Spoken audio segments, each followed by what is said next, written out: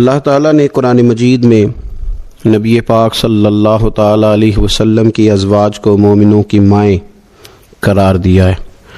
فرمایا النبی اولیٰ بالمؤمنین من انفسہم، فرمایا یہ نبی مومنوں کے ان کی جانوں سے بھی زیادہ قریب ہیں، وازواجہ امہاتہم، اور ان کی بیویاں ان کی مائیں ہیں۔ نبی پاک صلی اللہ تعالیٰ علیہ وسلم کے حرم محترم میں داخل ہونے والی ہر خاتون ہی بڑی شانوں والی ہے۔ وہ پاک باز اور بلند بخت خواتین جنہیں حضور سید عالم صلی اللہ تعالیٰ علیہ وسلم کی خدمت عالی مرتبت میں حاضری کا شرف ملا، وہ جو حضور کی ازواج مطہرات ہیں، اللہ تعالیٰ نے انہیں بڑے ہی درجات عطا فرمائے۔ لیکن ان خواتین میں سے سیدہ خدیجہ الکبریٰ رضی اللہ تعالی عنہا، سیدہ عائشہ صدیقہ رضی اللہ تعالی عنہا انفرادی شان رکھتی ہیں، باقی تمام بھی کئی شانوں میں منفرد ہیں، کئی مقامات میں منفرد ہیں۔ آج ہم بات کرنے جا رہے ہیں سیدہ عائشہ صدیقہ رضی اللہ تعالی عنہ، وہ خاتون جس کو میرے نبی پاک صلی اللہ تعالیٰ علیہ وسلم نے فرمایا عائشہ تم سے نکاح کرنے سے پہلے حضرت جبریل امین علیہ السلام 3 دن تک ریشمی کپڑے میں تمہاری صورت لپیٹ کے لا کے مجھے دکھاتے رہے، اور عرض کرتے یا رسول اللہ صلی اللہ علیہ وسلم یہ عائشہ دنیا اور آخرت میں آپ کی بیوی ہے۔ نبی پاک سید عالم صلی اللہ تعالیٰ علیہ وسلم نے اس پاک باز خاتون سے فرمایا عائشہ یہ جبریل کھڑے ہیں اور تمہیں سلام کہہ رہے ہیں۔ حضرت عائشہ صدیقہ رضی اللہ تعالی عنہا کو اللہ تعالیٰ نے بڑی شانیں عطا فرمائیں، اور سب سے بڑی شان یہ تھی کہ وہ رب کے حبیب کی محبوبہ تھی۔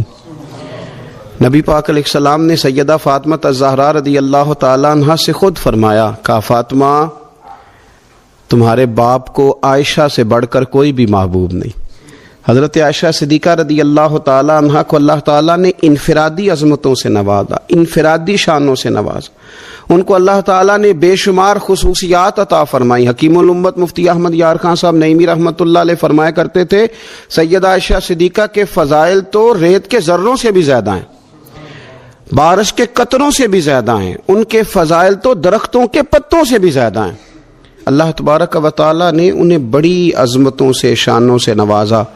حضرت ابو موسیٰ اشعری رضی اللہ تعالیٰ عنہ فرماتے ہیں کہ نبی پاک علیہ الصلوۃ والسلام کے اصحاب کو اگر کسی دینی مسئلے میں اشکال ہوتا تھا تو وہ جا کے اپنا مسئلہ سیدہ عائشہ صدیقہ سے حل کروایا کرتے تھے۔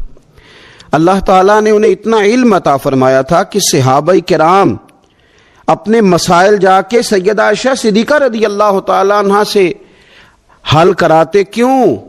اس لیے کہ انہوں نے دین مدینے والے رسول سے لیا تھا، انہوں نے ڈائریکٹ حضور سے دین حاصل کیا تھا، فیض یاب ہوئیں۔ حضور سے جو کچھ انہوں نے حاصل کیا انہوں نے امت میں تقسیم کیا ہزاروں کی تعداد میں۔ حضرت عائشہ صدیقہ رضی اللہ تعالی عنہ کی مرویات ہمارے سامنے موجود ہیں۔ حضرت حکیم الامت مفتی احمد یار خان صاحب رحمۃ اللہ علیہ فرماتے ہیں کہ از آدم تا ایدم، از آدم تا ایدم، یعنی جناب آدم علیہ السلام سے لے کر آج تک کائنات میں حضرت عائشہ صدیقہ رضی اللہ تعالیٰ عنہا سے بڑی عالمہ فاضلہ خاتون کوئی نہیں ہوئی۔ انفرادی علم اللہ تعالیٰ نے انہیں عطا فرمایا، لوگ ان سے مسائل پوچھتے، لوگ ان سے بات کرتے، پھر علم تھا، اور علم کے ساتھ اللہ تعالیٰ نے انہیں تقوی کی توفیق عطا فرمائی تھی۔ صحبت مصطفیٰ کریم علیہ السلام کی برکت سے ان کے اندر اللہ تعالیٰ نے وہ خوبیاں جو تعلیم امت کے لیے، اور ہماری اس ماں کی وہ شانیں جن پر ان کی اولاد عمل کرے تو وہ اللہ کے قریب چلی جائے۔ حضرت عروہ بن زبیر رضی اللہ تعالیٰ عنہ فرماتے ہیں کہ یہ عجیب سخی خاتون تھی، 70,000 دینار میں نے ان کے ہاتھ میں دیکھے، سارے انہوں نے اللہ کے راستے میں خیرات کر دیے، لیکن جب میں نے ان کے اپنے کپڑے دیکھے تو ان کو پیوند لگے ہوئے تھے۔ 70,000 دینار خیرات کر رہی، اپنے کپڑوں کو پیوند لگے ہوئے۔ 1,00,000 دینار ان کے پاس تھا۔ ان کی خادمہ کہتی ہیں سارا ہی سیدہ عائشہ صدیقہ نے خیرات کر دیا۔ میں نے کہا اماں جی کو 1 دینار رکھ لیتی ہیں، آپ کا روزہ تھا، میں کچھ کھانا لے آتی، آپ کھا لیتی۔ تو فرمانے لگیں کہ پہلے یاد کراتی تو شاید میں رکھ لیتی، تو سب بانٹ دیا اللہ کے راستے میں۔ حضرت عائشہ صدیقہ نے یہ اثار حضور سے سیکھا، امت کو سکھایا۔ فرماتی ہیں ہم کوئی مجبور تھے فاقے کرنے پر؟ حضور کے در دولت پر تو خدا کے فضل سے بڑی نعمتیں آتی تھیں، لیکن حضور ساری ہی رب کے رستے میں خیرات کر دیا کرتے تھے۔ ان کے اندر پھر اتنا اثار کا جذبہ پیدا ہوا، اتنا انہوں نے ساری زندگی اتنی خیرات کی، اتنا اثار کیا کہ گنبد خضرا کا وہ حجرہ نور جس میں حضور علیہ السلام کا وہ نورانی مزار ہے جس پر 70,000 فرشتے صبح درود و سلام پڑھتے ہیں، 70,000 شام کو پڑھتے ہیں، وہ حضرت عائشہ صدیقہ کی ملکیت تھا۔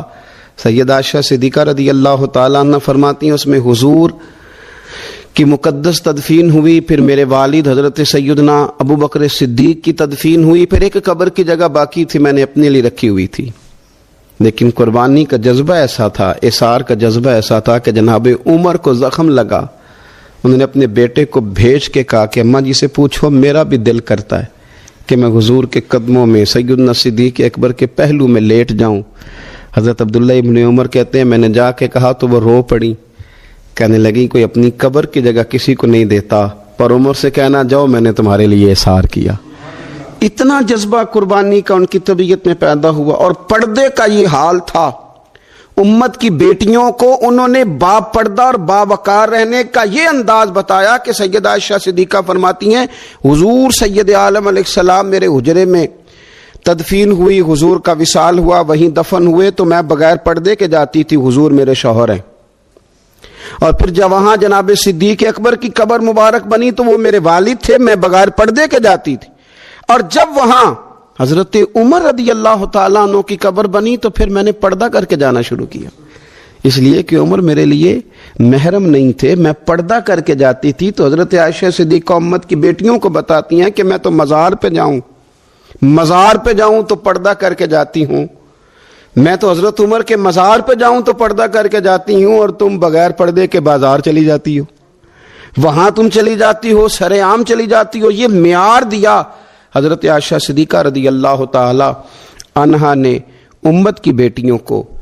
عبادت انہوں نے اس طرح کی، تقوی ان کا اس طرح کا تھا کہ آپ کے بھانجے فرماتے ہیں کہ ساری رات ہی وہ اللہ کی بارگاہ میں حاضر رہتی تھی، ساری رات ہی مصلی آباد رہتا تھا۔ پھر بھی ایک دفعہ حضور کی بارگاہ میں عرض کیا انہوں نے، یا رسول اللہ میری بخشش کی دعا کر دیں، میرے گناہوں کی معافی کی دعا کر دیں، یہ عاجزی ہے۔ تو نبی پاک علیہ الصلوۃ والسلام نے دعا کر دی، اے اللہ عائشہ کے ظاہری بھی معاف کر دے، باطنی بھی معاف کر دے، اگلے بھی معاف کر دے، پچھلے بھی معاف کر دے۔ اتنی خوش ہوئی کہ مسکراتے مسکراتے حضور کی گود میں آ گئی۔ صحیح ابن حبان میں موجود ہے کہ نبی پاک نے فرمایا عائشہ اس دعا پہ تو بڑی راضی ہوئی ہے نا؟ یا رسول اللہ میں بڑی راضی ہوئی ہوں۔ تو دیکھنا حضرت عائشہ صدیقہ کے صدقے امت پر کتنا کرم ہو رہا ہے۔ حضور نے فرمایا تو بڑی راضی ہوئی ہے نا یہ دعا سن کے کہ اللہ اس کے ظاہری بھی معاف کر دے، باطنی بھی معاف کر دے، اگلے بھی معاف کر دے، پچھلے بھی معاف۔ حضور میں بڑی راضی ہوئی ہوں۔ تو حضور فرمانے لگے مجھے اللہ کی عزت کی قسم میں یہ دعا اپنی ہر نماز میں اپنے ہر امتی کے لیے کیا کرتا ہوں۔ یہ ہمیں حضرت عائشہ صدیقہ کے صدقے یہ دعا نصیب ہو رہی ہے۔ غریبوں کا بھلا کر رہی ہیں سیدہ عائشہ صدیقہ، اپنی اولاد کا بھلا کر رہی ہیں، امت کا بھلا کر رہی ہیں۔ حضرت عائشہ صدیقہ رضی اللہ تعالیٰ عنہ سخت گرمی میں بھی عرفہ کے دن کا روزہ رکھا ہوا تھا، اپنے اوپر پانی چھڑک رہی تھیں۔ تو کسی نے کہا ماں جس گرمی میں روزہ رکھنے کی اور نفلی روزہ رکھنے کی کیا ضرورت تھی؟ تو آپ فرمانے لگی تمہیں پتہ ہے حضور نے فرمایا جو عرفہ کے دن کا روزہ رکھے گا اس کے سارے سال کے گناہ معاف کر دیے جائیں گے۔ تھوڑی دشواری ہوئی تو کیا ہوا؟ اس کیفیت کے ساتھ حضرت عائشہ صدیقہ رضی اللہ تعالیٰ عنہا کو اللہ تبارک و تعالیٰ نے شانیں عطا فرمائیں، عظمتوں سے نوازا، ان کو اللہ نے بڑی بلندیوں سے نوازا۔ حضرت عائشہ صدیقہ رضی اللہ تعالیٰ عنہا نہ بطور ناز کے فرمایا کرتی تھیں، کہتی تھی 10 خوبیاں لوگوں مجھے وہ ملی ہیں جو میرے علاوہ کسی حضور کی زوجہ کو نہیں ملی۔ سب کی الگ الگ خصوصیات ہیں نا، سب کی الگ الگ شانیں، انفرادیت ہے۔ فرماتی تھی 10 چیزیں مجھے ایسی ملی ہیں جو میرے علاوہ کسی کو نہیں ملی۔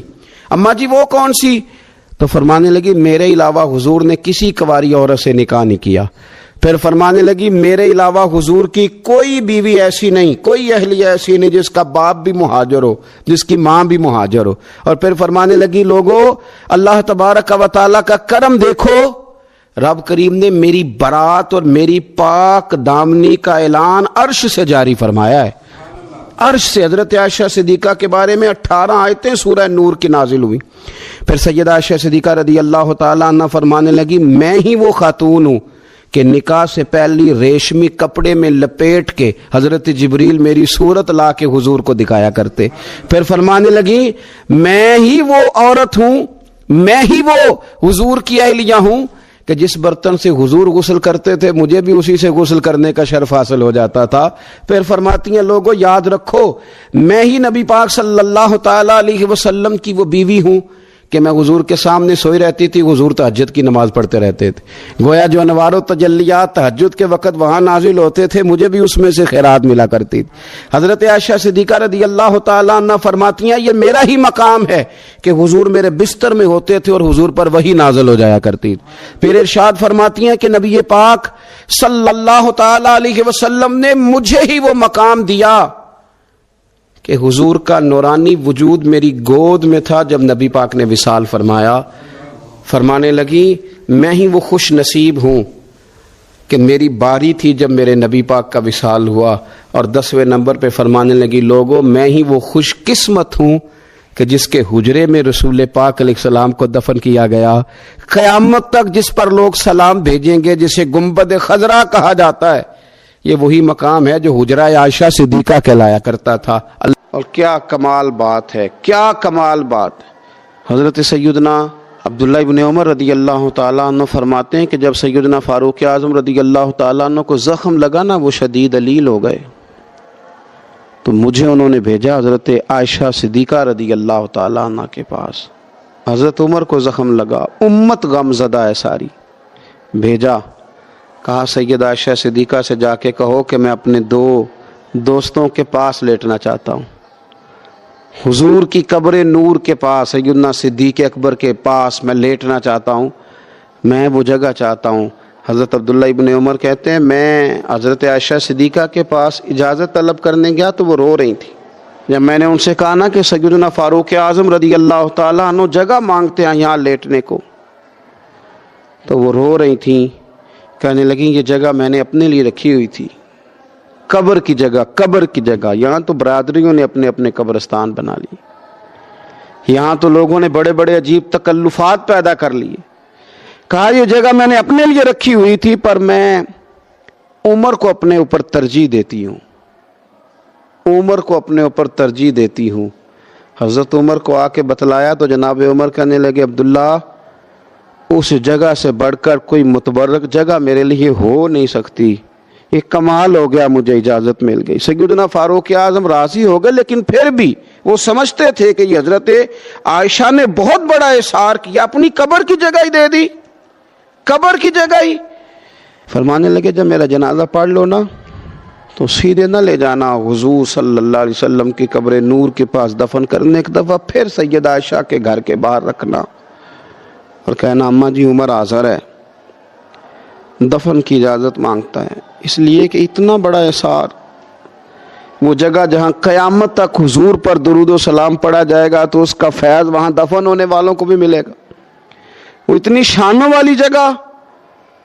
کہا کہ کہنا کہ عمر حاضر ہے، اگر آپ اجازت دیتی ہیں تو وہاں دفن کرتے ہیں۔ کہتے ہیں دوبارہ لے جایا گیا جنازہ حضرت عائشہ کے دروازے پہ، تو جناب عائشہ صدیقہ نے پھر فرمایا انہیں لے جاؤ دفن کر دو حضور کے حجرہ نور میں اپنے اوپر عمر کو ترجیح دیتی ہوں۔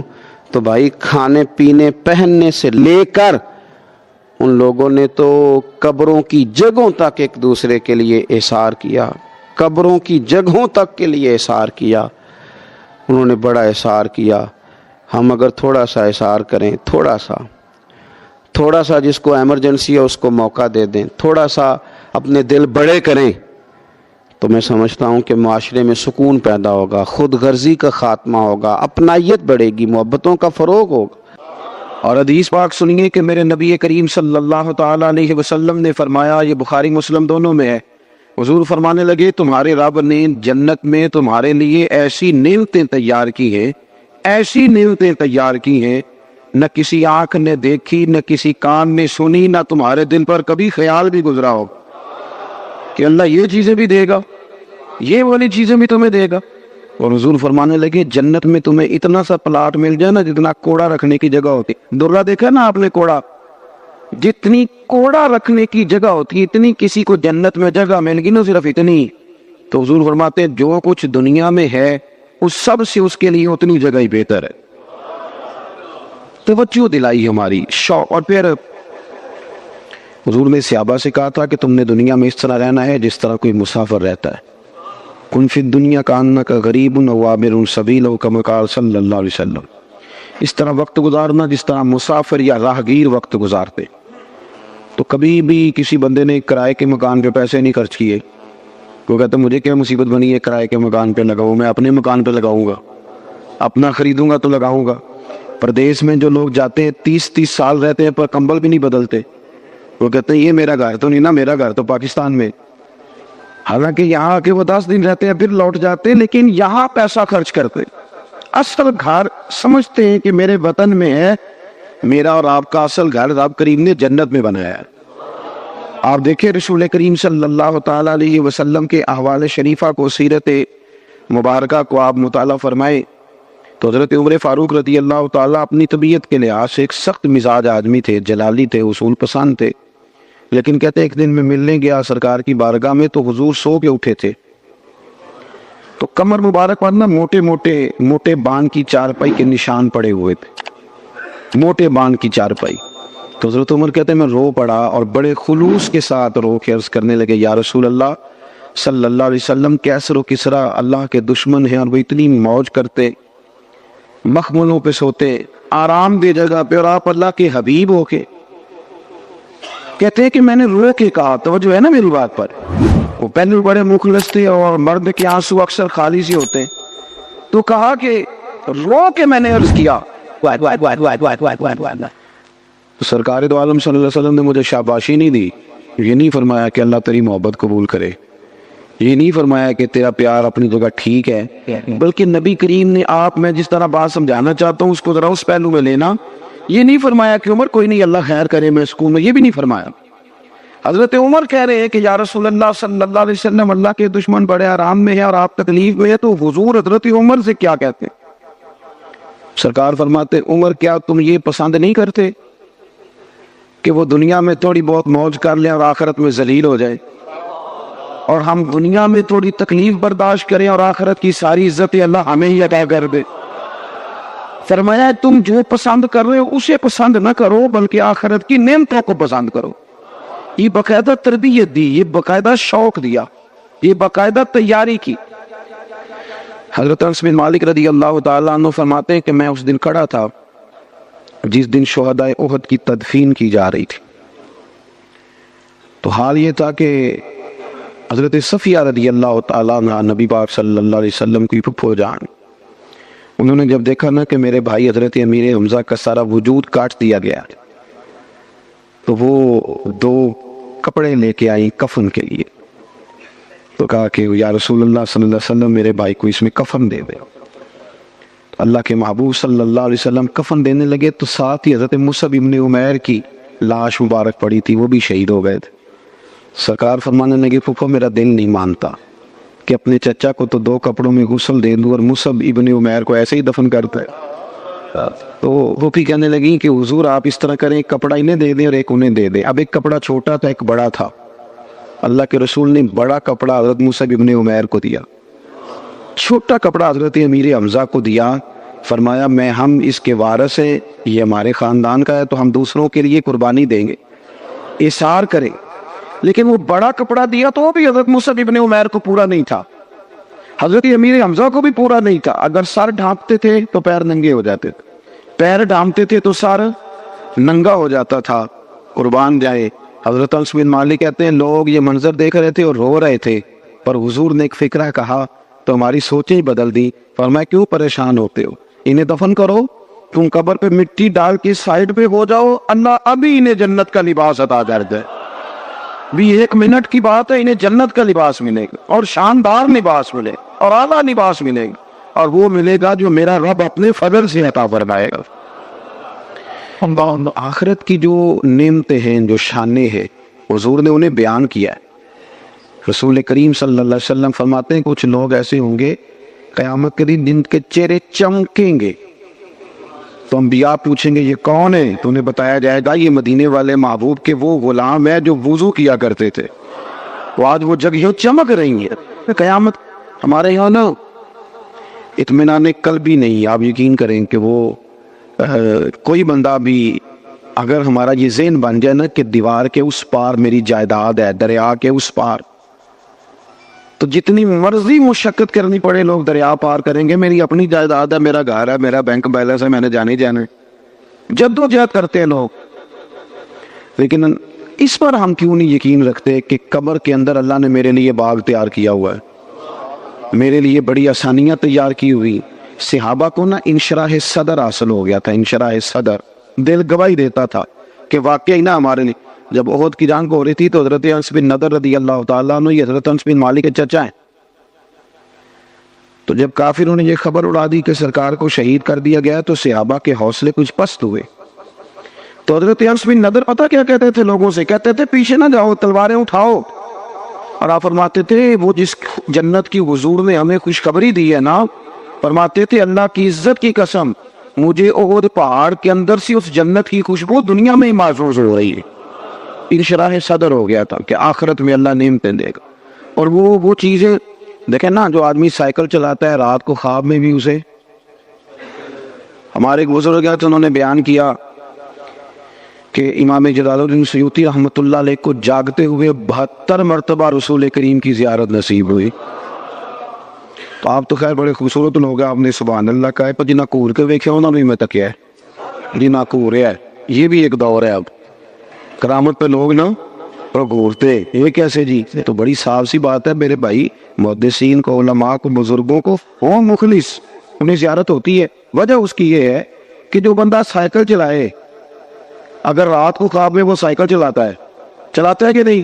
میں ادھر دیکھیں جی، میری بات سنیں، اور اگر وہ شخص دن میں کوئی کام کرے تو رات کو خواب میں بھی وہی کام کرتا ہے، تو جو سارا دن رسول اللہ کی حدیث پڑھے اور نبی پاک کا دین پر آئے اور سیرت میں رہے، میری عمر مدینے دے ٹبیاں دی تصویر بناون دے گزر گئی، تو جو اپنا سارا وقت اسی میں بتاتا ہے نا، وہ مخلص، اس کا نظریہ یہ ہو کہ میں محبوب کی باتیں کر رہا ہوں، تو جو سارا دن محبوب کی باتیں کرتا ہے وہ خواب میں بھی محبوب کی باتیں کرتا ہے۔ تو اس میں رٹا ڈالنے کی تو بات ہی کوئی نہیں۔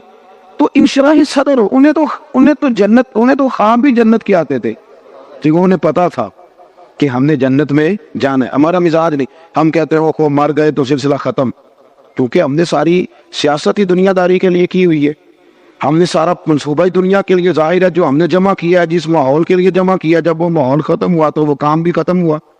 اللہ کے بندے تو بڑا خزانہ جمع کرتے تھے آخرت کے لیے، تیاری کر کے رکھتے تھے، تو پھر ظاہر ہے انہیں خواب بھی اسی کے آتے تھے۔ بخاری شریف میں حدیث ہے، ایک خاتون سرکار دو عالم صلی اللہ علیہ وسلم کی بارگاہ عالی مرتبت میں حاضر ہوئیں، انہیں مرگی کا مرض تھا۔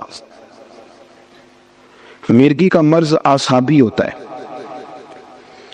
ہمارے یہاں جو پٹھوں کی تکلیف ہوتی ہے نا، تو اس کے لیے نیورو سرجن سے علاج کرایا جاتا ہے۔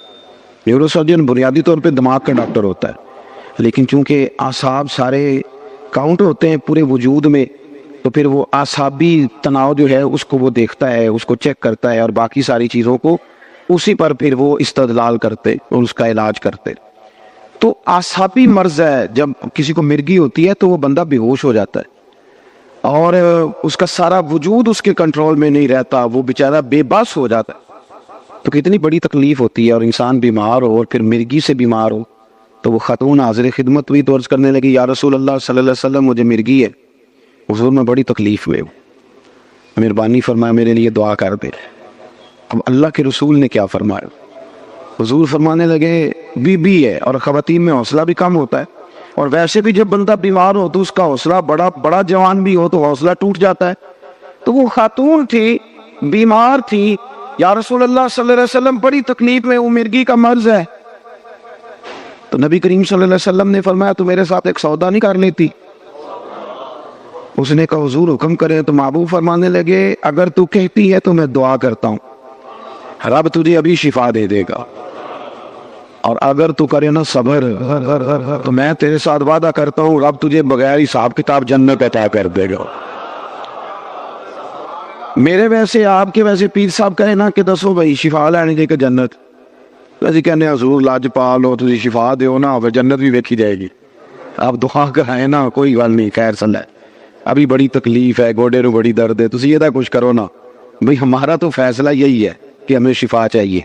لیکن حضرت انس بن مالک کہتے ہیں جب نبی پاک صلی اللہ علیہ وسلم نے اس بی بی سے کہا کہ تو بتا, تو کہتی ہے تو ابھی دعا کرتا ہوں مالک بڑا کریم ہے جو شفا دے دے گا, اور اگر تو کرے صبر اور مرگی کے ساتھ زندگی گزارے, ذرا اس بات کو آپ سمجھے, تو میں تیرے ساتھ وعدہ کرتا ہوں رب بغیر حساب کتاب جنت دے گا. کہتے ہیں بی بی نے سوچنے کے لیے بھی ٹائم نہیں لیا, 1-1.5 منٹ میں بولی کہنے لگی یا رسول اللہ صلی اللہ علیہ وسلم تھوڑی سی تو زندگی ہے, میں مرگی کے ساتھ ہی گزارا کر لوں گی, آپ دعا کرے رب مجھے جنت ہی عطا کرے. انشراح صدر ہے, ان کو یقین کامل ہے کہ جنت میں جائیں گے تو مہر بن جائے گی, لہذا وہ یا رسول اللہ میں مرگی سمیت گزارا کر لوں. حالانکہ بندہ اب نارمل ہو جاتا ہے مرگی والا, نہ وہ کسی فنکشن پہ جا پاتا ہے نہ کسی جگہ پہنچ سکتا ہے, وہ تڑپتا ہے. لیکن اس نے عرض کی یا رسول اللہ آپ میرے ساتھ وعدہ کریں کہ اللہ مجھے جنت دے گا. تو محبوب کریم نے فرمایا تجھے مبارک ہو, تیرے ساتھ وعدہ ہو گیا. عرض کرتی ہے یا رسول اللہ صلی اللہ علیہ وسلم جب مرگی ہوتی ہے تو میرے وجود سے کپڑا ہٹ جاتا ہے, تو حضور مجھے شرم آتی ہے, تو اتنی دعا کر دیں کہ مرگی ہو پر میرا ستر قائم رہے. حضور نے فرمایا تیرے لیے دعا کر دی, تیرا پردہ نہیں ہٹے گا. صحابہ کہتے ہیں بڑی بھی مرگی ہوتی تھی پر کپڑے اس کے وجود کے ساتھ جمے رہتے.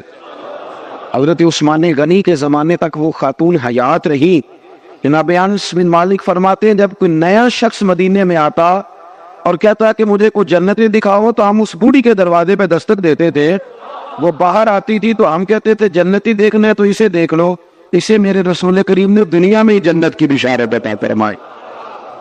اپنی زندگی میں نہ کچھ کام فقط جنت کے لیے کرے, اور جنت وہ مقام ہے, جنت وہ مقام ہے, جنت وہ جگہ ہے جہاں خدا کا بھی دیدار ہوگا اور محمد مصطفیٰ کا بھی دیدار ہو صلی اللہ علیہ وسلم. اللہ رسول کا قرب بھی وہی نصیب ہوگا. میرے بھائی اپنی آخرت کو کبھی بھی, وہ ہم کوئی لاوارث لوگ ہیں کہ مار گئے تو مٹی میں مل گئے, ہم کو ایسے لوگ ہیں کہ مار گئے تو معاملہ ختم ہو گیا. اقبال کہتے ہیں موت کو سمجھے ہے غافل اختتام زندگی, یہ ہے شام زندگی, یہ ہے شام زندگی, پھر صبح دوام زندگی, اس کے بعد جو زندگی آئے گی وہ ہمیشہ رہنے والی آئے گی, ہمیشہ. چونکہ ہمارا سارے کا سارا پروگرام ہی دنیا میں رہنے کا ہوتا ہے, اور پھر جمع اتنا کچھ کر لیتے ہیں, مکان اتنے شاندار, پیسہ چوری کر کے, سینہ زوری کر کے, جھوٹ بول کے جمع کیا ہوتا ہے, اور بڑا کیا ہوتا ہے اللہ ماشاءاللہ, بڑے بڑے بنگلے, پھر مرنے کو دل ہی نہیں کرتا, پھر مرنے کو دل, اتنی ساری جائیدادیں بندہ بنائے اتنی مشقت کر کے. ناراض تو نہیں ہو گیا آپ لوگ, میں صحیح کہہ رہا ہوں, پھر مرنے کو دل, جب اتنے بندہ لمبی چوڑی منصوبہ بندی کرے. لیکن ایک بندے نے محنت کی, اس نے جناب 11 سال لگا کے مکان بنایا, تو پھر اس کا مرنے کو دل کرے گا؟ صحابہ کرام ولی مریدوان تیار اس لیے تھے کہ انہوں نے تو کپڑے باندھ کے رکھے ہوئے تھے, باندھے ہوئے تھے کپڑے, جس وقت حکم آئے گا حاضر. وہ تو ہر جنگ میں جانے سے پہلے شہادت کی دعا مانگتے تھے.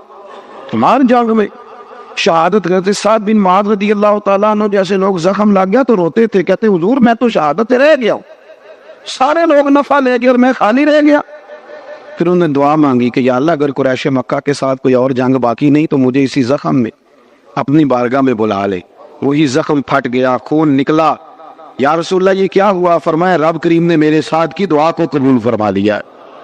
ان کا تو کوئی رٹا نہیں تھا. ہمارا مسئلہ یہ ہے کہ جو اتنی بندہ لمبی سیاست کر کے بندے نال لاوے, اتنے لمبے چوڑے چکر چلائے, اور اس کا مرنے کو دل کرے, اتنی مشکل. لیکن نا پاکستان میں کتنے وزیر ہیں مجھے نہیں سب کا پتا, حالانکہ میں دلچسپی لیتا ہوں, اخبار پڑھتا ہوں, روز پڑھتا ہوں, لیکن مجھے پتا کوئی نہیں کتنے وزیر ہیں, ان کا کون کون سا محکمہ ہے, وہ کیا کرتے ہیں. حالانکہ پتا ہونا چاہیے چونکہ ملک تو ہمارا ہے.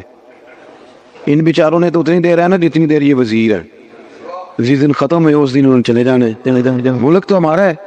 تو مجھے نہیں پتا آپ میں سے بھی شاید کوئی بندہ ہو جو سارے وزیروں کو جانتا ہو کہ ہے کوئی، میرا خیال ہے کہ ایسا ٹھیک کہہ رہا ہوں جی، پر وزیر تے بڑا راضی ہے لو، وہ تو کہتے ہیں نا 15 گڈیاں آگے نے تے 15 پیچھے نے تے بندوقاں، وہ تو کہتے ہیں نا میں نے ساری دنیا فتح کی ہوئی ہے، حالانکہ بہت سارے لوگ ایسے ہیں جنہیں پتا کوئی پتہ نہیں کہ یہ کون ہے کدھر سے آیا ہے، پر وہ تو راضی۔ اسی طرح ہم سارے راضی ہیں اپنی دنیا میں، یہ بھی میں نے فتح کر لی، یہ بھی میرا کما، کچھ بھی نہیں صاحب، کچھ بھی نہیں، کوئی شے ہی نہیں۔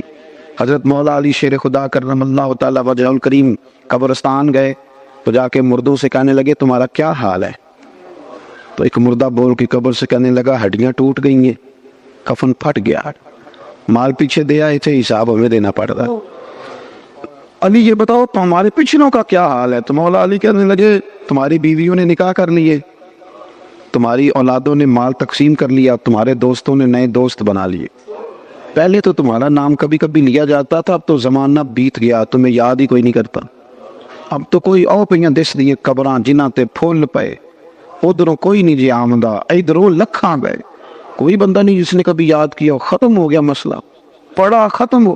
میرے عزیز چونکہ دنیا داری بڑی جمع کر لیتے ہیں، مال بڑا اکٹھا کرتے ہیں، صبح سے شام تک ساری مشقت ہی دنیا داری کے لیے، ساری مشقت، میں نے سویرے ولیمے میں جانا ہے، دوپہر تعزیت کرنی ہے، شام کو فلانا کام کرے، ساری دنیا داری ہے۔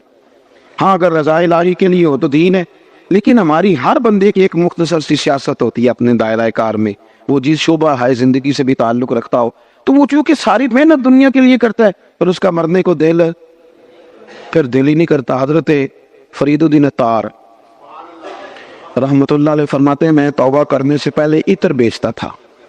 عطار، عطر کا کاروبار بڑا مہنگا ہے آج بھی عرب شریف میں، آپ مدینہ شریف جائیں نا تو سونے والی دکان کے بالکل سال خوشبو والی دکان ہوتی، یعنی جتنا کرایہ سنار دے رہا ہے اتنا ہی خوشبو والا بھی دے رہا ہے، ایک مہنگا ترین کاروبار ہے پوری دنیا میں۔ تو کہتے میں بڑا امیر آدمی تھا تو میں نے عطر کی دکان بنا لی، میں عطار تھا تو بڑا خوبصورت میں نے ہال بنا کے اس کے اندر میں نے بڑا زبردست ڈسپلے کیا اور میں نے خوشبوئیں اس کے اندر لگائیں۔ میں اپنے کام میں لگا ہوا تھا تو کبھی کبھی ضمیر کہتا تھا یار یہ دنیا داری ہے چھوڑ دے، اللہ والوں سے پیار بھی بڑا تھا، ان کی تذکرۃ الاولیاء دیکھ کے تو پتہ چلا انہیں بڑی معرفت ہے رب کے بندوں کی۔ کہتے طبیعت بھی مائل ہوتی تھی پر وہ بندے خول نہیں نہ توڑتے ساری زندگی، حق پہچان کر بھی حق کے قریب جا نہیں سکتے، چونکہ خول کون توڑے، دنیا داری کا، برادری کا، قبیلے کا کون توڑے۔ فرمانے لگے کہ ایک دن نا میں دکان میں بیٹھا تھا تو ایک بزرگ آ گئے سادے سے، تو کبھی کوئی خوشبو دیکھتے، کبھی کوئی خوشبو دیکھتے، کبھی کوئی خوشبو دیکھتے، تو سیل مین کی عادت ہوتی ہے نا جی کیا حکم ہے کیا چاہیے، وہ لا لا کے چیزیں دکھاتے ہیں، اچھے سیل مین کا طریقہ ہوتا ہے۔ تو فرماتے میں نے نا تھوڑی دیر تو بابا جی کو موقع دیا کہ وہ تلاش کر لیں، پھر میں سمجھا کہ کوئی گاہک ہے اور کوئی چیز تلاش کر رہے ہیں جو مل نہیں رہی، تو کاؤنٹر کے اندر بھی میں نے شیشیاں رکھی ہوئی تھی، تو میں نے بابا جی سے کہا بزرگوں کیا تلاش کر رہے ہیں، کیا دیکھ رہے ہیں، مجھے بتائیں میں پیش کرتا ہوں۔ کہتے بابا جی تھوڑی دیر چپ کر گئے، پھر غور سے میرا چہرہ دیکھا، کہنے لگے پتر میں تو صرف یہ دیکھ رہا ہوں کہ تیری جان بڑی مشکل سے نکلے گی۔ تو کہتے ہیں مجھے، میں دنیا دار تھا، دنیا دار کو نصیحت کریں تو اسے غصہ ہی آتا ہے، مجھے غصہ آیا، میں نے کہا جی کیوں جی کیوں مشکل سے نکلے گی؟ کہنے لگے یار تو نے مال ہی بڑا جمع کیا ہوا، جب تو مرنے لگے گا کبھی یہ بوتل یاد آئے گی، کبھی یہ والی یاد آئے گی، کبھی یہ والی یاد آئے گی، کبھی فلانے بینک والا اکاؤنٹ پریشان کرے گا، کبھی دوسرا کرے گا، کبھی وہ والی زمین، کبھی تو کیسے مرے گا، تیرا تو مرنے کو دل ہی نہیں چاہے، تو نے تو دنیا داری۔ کہتے اور غصہ لگا مجھے بابے کی بات کا، تو میں نے پورے غصے میں کہا بابا اچھا اسی کہتے نہیں تو اپنی قبریں جانا ہے میں نے کہا میری مشکل سے نکلے گی تو تیری کیسے نکلے گی؟ تو کہتے ہیں بابا جی کہنے لگے ادھر آ کاؤنٹر سے باہر بتاؤں کیسے نکلے گی، ادھر آ باہر۔ کہتے ہیں میں بابا جی کے قریب آیا تو بابا جی کہنے لگے دکھاؤں تجھے کیسے نکلے گی؟ میں نے کہا دکھائیں۔ وہ فرش پہ لیٹ گئے، کلمہ پڑا اور ان کی روح پرواز کر کے عرش فرشتے بانگا ملیاں، مکے پہ گئے شور، بلے شاہ سا نہیں ہے مرنا، اے مر گیا ہی کوئی اور کہتے ان کی روح پرواز کر کے کہنے لگے یوں نکلے گی جان۔ کہتے میں سختے میں آ گیا، مجھے سمجھ ہی نہ آئے یہ بنا کیا ہے۔ اس طرح کے بھی کوئی بندے ہوتے، اس طرح کے بھی بندے۔ امام غزالی نے وضو کیا، غسل کیا، کفن پہنا، خوشبو لگائی، چارپائی پہ لیٹے، کہنے لگے اچھا مالک اگر تیری یہ مرضی ہے تو میں بھی تیار ہوں، کلمہ پڑا تو روح پرواز کر کے۔ میرے عزیز حضرت فریدالدین عطار رحمۃ اللہ تعالیٰ علیہ فرماتے ہیں کہ میں بابا جی لیٹے ہوئے ہیں، چہرہ چمک رہا ہے، روح پرواز کر کے مجھے سمجھ نہیں آ رہی۔ میں نے کہا یار اتنا بڑا کمال، کچھ لوگ میں نے بلائے، غسل دیا، کفن پہنایا، جنازہ پڑھا، بابا جی کو دفن کیا، تو پھر میں اپنی دنیا داری بھی دفن کر رہا ہے، پھر میں نے دفن کر دی اپنی دنیا داری۔ میں نے کہا ختم ہو گیا معاملہ، اب ضرورت کیا ہے ان چیزوں۔ ہمارا جو مسئلہ ہے نا میرے بھائی، وہ دن بدن پیچیدہ ہوتا چلا جا رہا ہے، پیچیدہ سے پیچیدہ۔ دینداری کرے، آخرت کے لیے کوئی خزانہ ہو، قیامت کے لیے۔ بخاری مسلم میں حدیث ہے، نبی کریم صلی اللہ تعالی علیہ وآلہ وسلم نے ارشاد فرمایا کہ اللہ تبارک و تعالی نے جنت میں میرے غلاموں کے لیے ایسی نعمتیں تیار کی ہیں کہ باقی ساری امتیں رشک کریں گی۔ وہ کہے گی کیا بات ہے ان کی، اتنا اعزاز اللہ دے گا، اتنا نوازے گا، اور ہمارے ہاں وہ شوق ہی نہیں، وہ ذوق ہی نہیں۔ ہم ساری زندگی دنیا کا مکان ہی سیدھا کرتے رہتے، جو نیا ڈیزائن آ گیا اس کی ٹائلیں منگوا لی اور لگا لی۔ تھوڑا سا فکر کرے، شوق پیدا کرے آخرت کے لیے۔ آپ دیکھیں نا، نبی کریم صلی اللہ تعالی علیہ وآلہ وسلم کی خدمت میں خاتون حاضر ہوئی، اس کا بیٹا بدر میں شہید ہو گیا تھا، تو عرض کرنے لگی حضور بتائیں میرا بیٹا کہاں ہے، میرا بیٹا کہاں ہے میرا پتر؟ فرمایا کیا کرے گی؟ عرض کی یا رسول اللہ اگر وہ جنت میں نہ ہوا تو پھر کھول کے روؤں گی، اگر وہ جنت میں ہے تو پھر اللہ کا شکر ادا کروں گی۔ تو سرکار بیٹھے تھے مسجد نبی میں، نظر اٹھائی تو فرمایا بی بی 8 جنتیں جو سب سے اعلیٰ جنت ہے وہ رب نے تیرے بیٹے کو عطا کی ہے۔ صحابہ کہتے ہیں پھر ہم نے اس کی آنکھ میں آنسو نہیں دیکھا، پھر وہ اللہ کا شکر ادا کرتی ہوئی چلی گئی۔ حضرت امام قرطبی رحمۃ اللہ تعالی علیہ سے کسی نے پوچھا تھا کہ یہ اثار پیدا کب ہوتا ہے، تو انہوں نے کہا 3 باتوں سے اثار پیدا ہوگا تمہارے اندر، 3 باتوں سے۔ ایک تو یقین کی قوت سے پیدا ہوگا، اور دوسرا محبت کی شدت سے پیدا ہوگا، اور تیسرا فرمایا مشقت پر صبر کرنے سے پیدا ہوگا۔ اگر یقین کی قوت آ جائے نا، اللہ پہ بھروسہ آ جائے، یقین دین پہ حاصل ہو جائے، پھر اثار کرنا آسان ہے کہ میں دے بھی دوں گا تو میرا رب اور دے دے گا۔ اور دوسرا محبت کی شدت سے اثار کا جذبہ پیدا ہوتا ہے۔ اگر مسلمانوں کا پیار دل میں آ جائے، اللہ کی مخلوق کی خیر خواہی دل میں آ جائے، اللہ تبارک و تعالیٰ کے بندوں کی محبت اور حضور صلی اللہ تعالی علیہ وسلم کے غلاموں کا پیار دل میں آ جائے، پھر اثار پیدا ہوتا ہے۔ اور تھوڑی سی صبر کی مشقت تھوڑا ہمیں سہنا آئے، یعنی وہ جو طبیعتوں کی جلد بازی ہے، وہ جو یہ ہے کہ جلدی کرے، مجھے ملنا چاہیے، مجھے ملنا چاہیے، تھوڑا سا نا صبر کی مشقت نہیں برداشت کرتے۔ مفت میں لاڈلے اور پیارے ہو گئے، اور سبھی لاڈلے پیارے اب چاند مانگتے ہیں، سب کو چاند چاہیے کھیلنے کو۔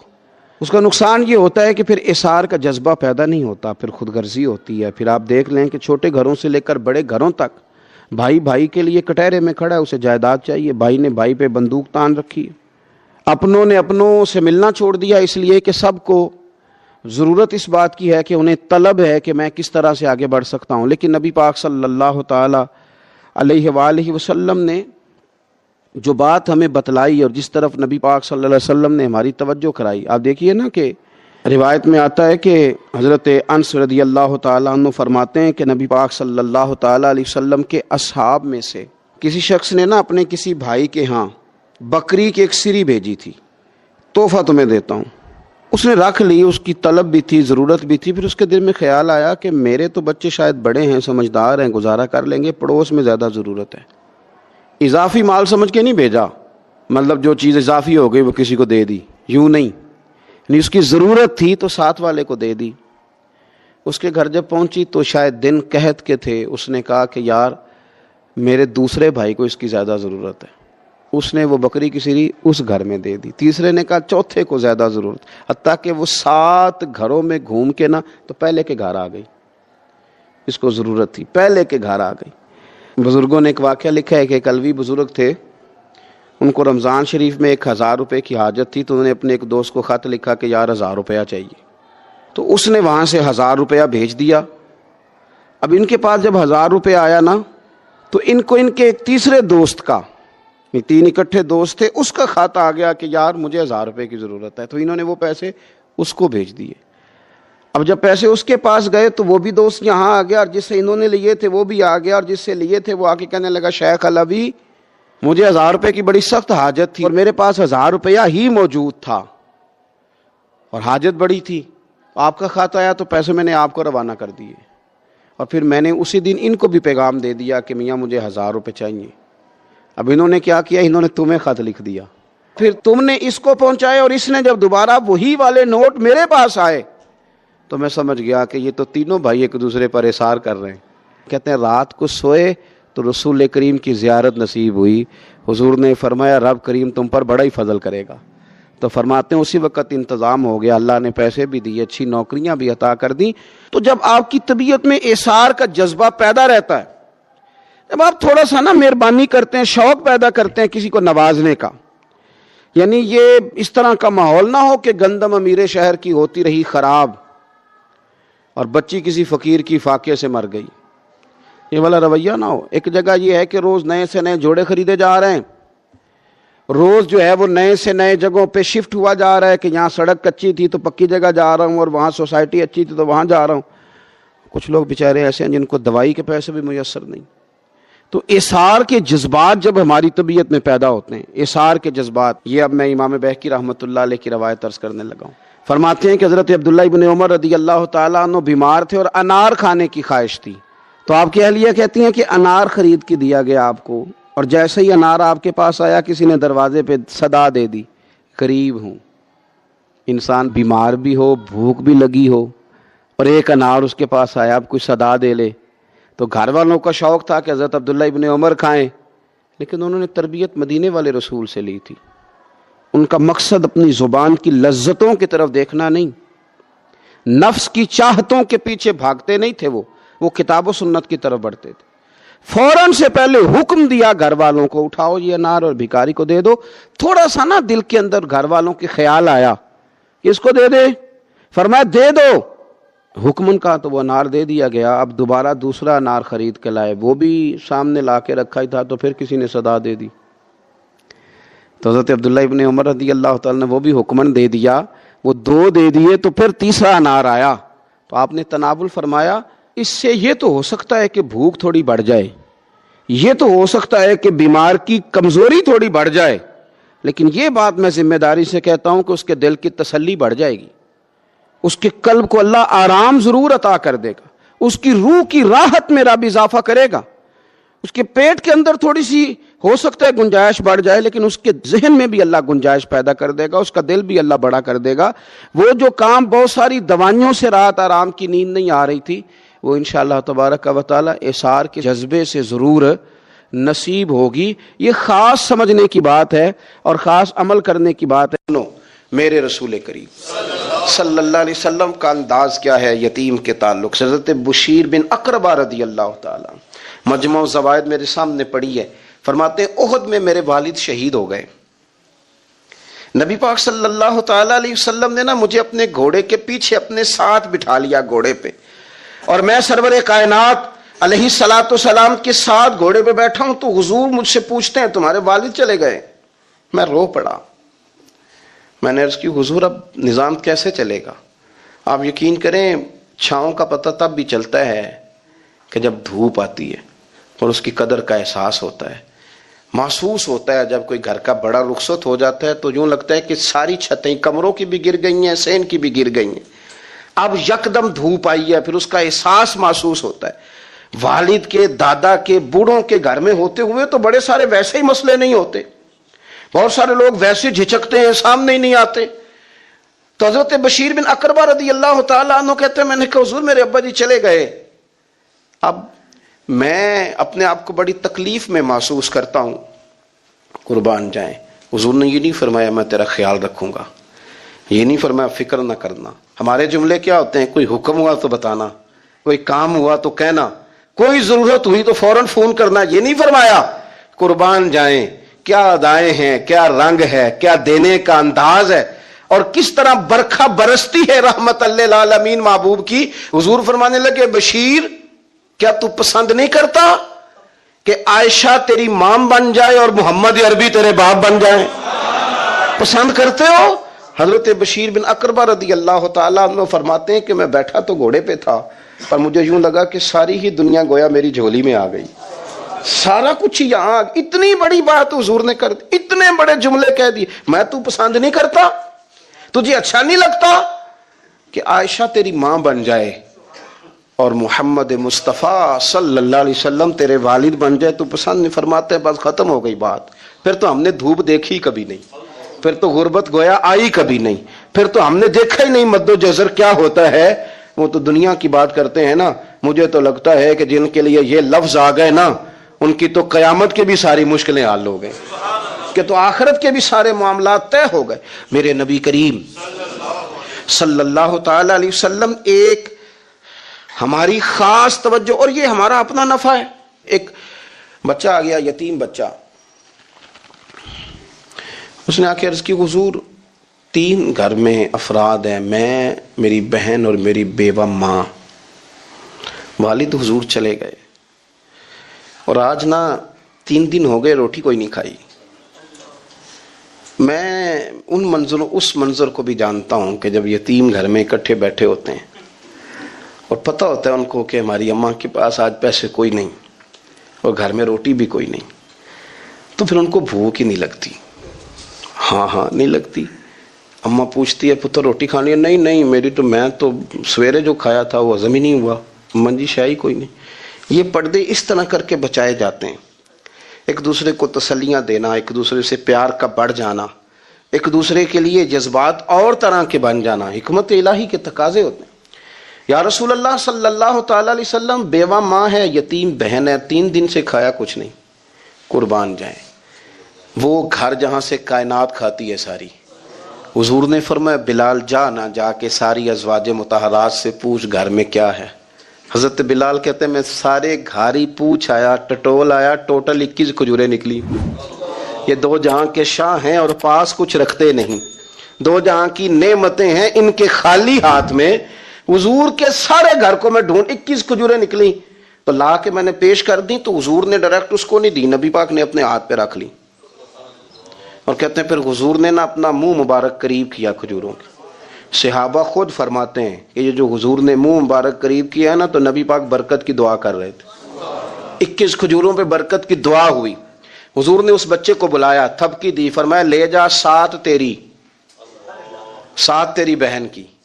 انہیں معمولی نہ سمجھنا ہو. تو حضرت بلال کہتے ہیں حضور 3 بھی دے دینا کبھی تو 30 سال ختم ہی نہیں ہوتی.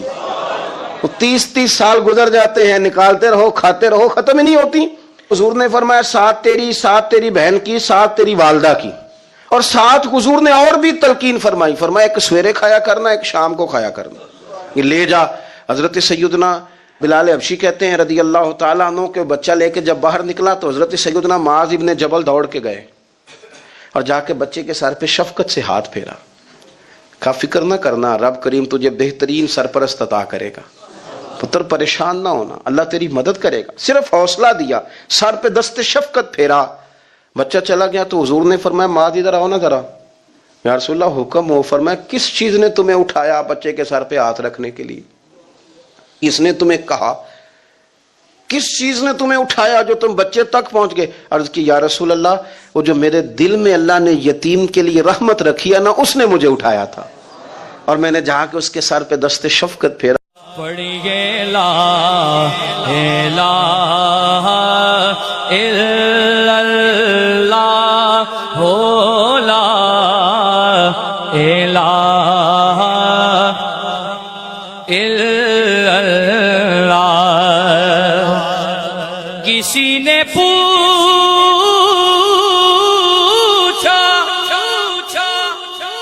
کہ جنت کی کوئی قیمت ہے تو مصطفیٰ نے کہا لا الہ الا اللہ ہو، لا الہ الا اللہ حق، لا الہ الا اللہ.